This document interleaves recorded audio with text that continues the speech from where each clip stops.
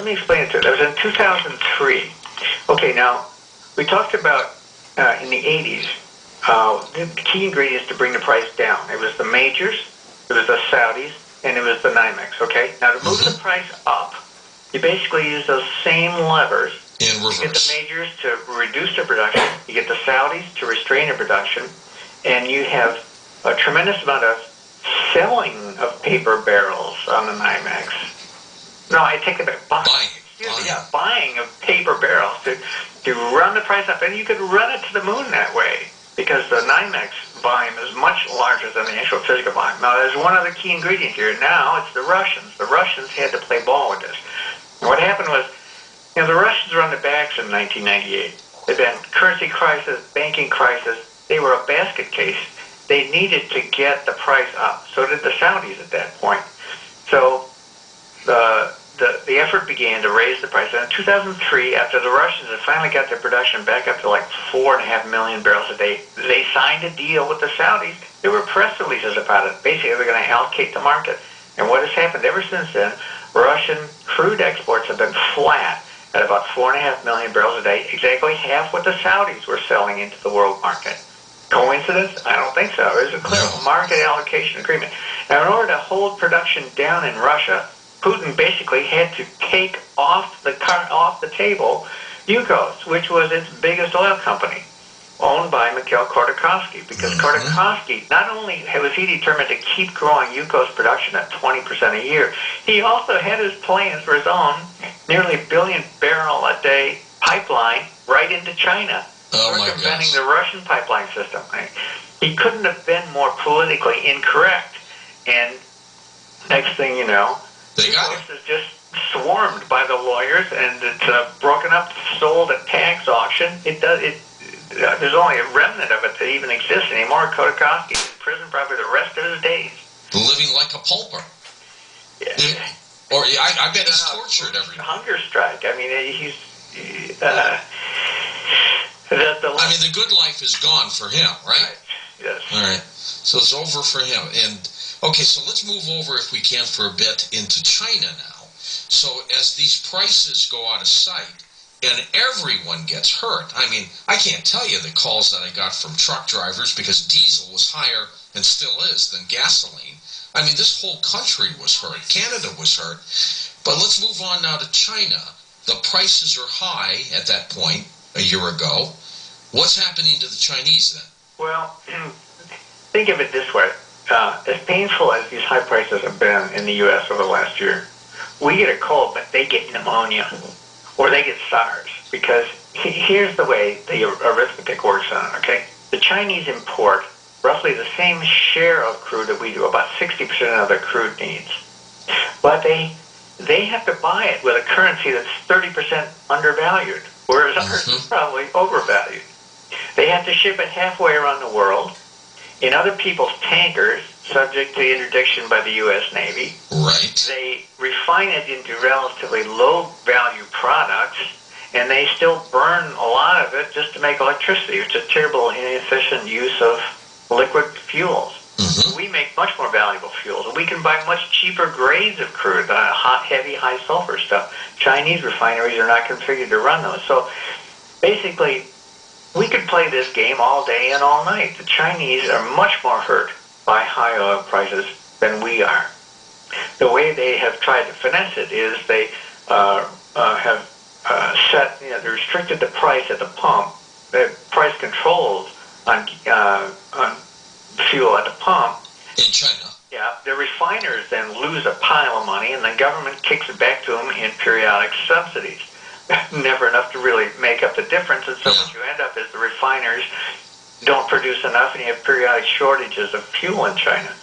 So this situation was going to be a big problem, especially as prices ran up above $100 a barrel, because these subsidies get really expensive for the Chinese government. At the same time, they're trying to build up their navy, their nuclear forces, modernize their army. They have a whole agenda of things that they want to get done here.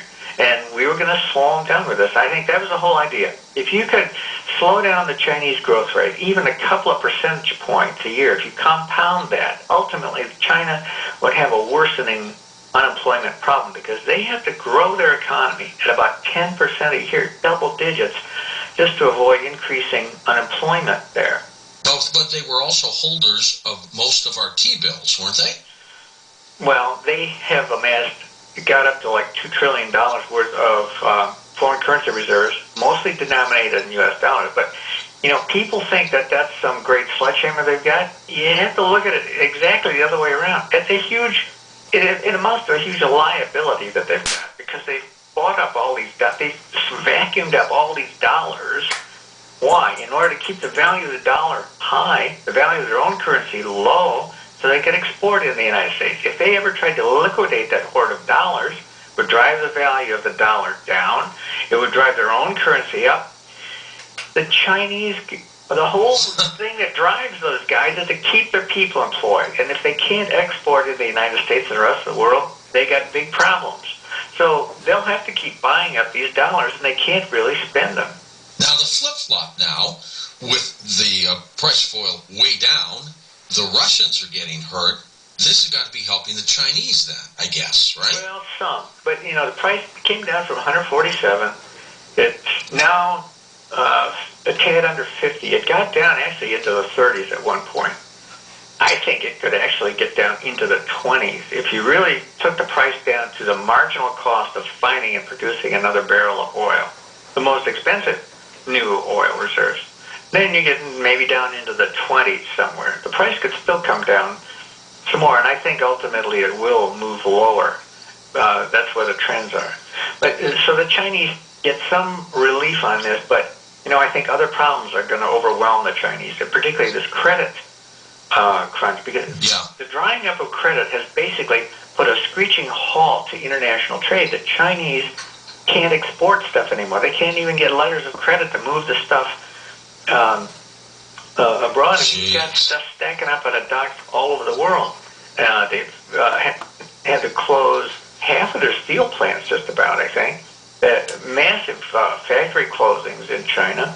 Large amounts of unemployment cropping up, not reported. Migrant workers from the countryside going back to their homes where there's no jobs, and they don't even own their farms anymore because a lot of that stuff has been confiscated. So China has got some severe problems. In fact, the Communist Party has actually started putting out notices in their official publications. Get ready for social unrest, folks. It's going to happen. They've already had worker uprisings, unpaid workers boycotting, marching on City Hall. We want to be paid. This is amazing. To me, it sounds like... the Tiananmen Square uprising in '89, that was preceded by exactly these kind of worker uprisings. Sure. And, the Chinese can't just go to the polls and vote the bums out. I mean, when they get mad, the only thing they can do is take to the streets. And if everybody's got a cell phone with an instant messaging thing, I mean, boom, you can have an instant insurrection. And you've had that where just out of nowhere, 10,000 people just basically take to the streets in the town, burn the police station, and turn over all the police cars. We saw what happened in Greece.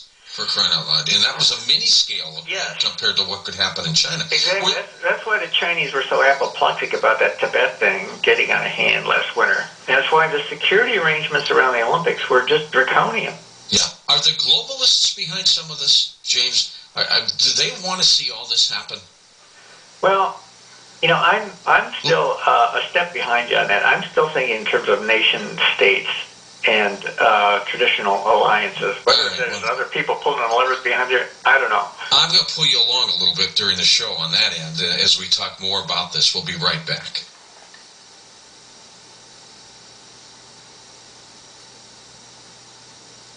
The author of the book, The Oil Card. In the last hour of the program, Jim Birkeland joins us as we talk about Yellowstone's earthquakes. And then next hour, we'll have the phone lines open for questions with James, but I'll be back with more with him in just a moment on Coast to Coast AM. And welcome back to Coast. I'm George Noory, James Norman, our special guest here. James, it is a remarkable situation with all these things occurring at about the same time. It's almost like somebody sat back and planned it. They can't be that smart, can they? Well, that is the key criticism of my book. People would say, oh, come on, the government can't be that smart to organize all this stuff.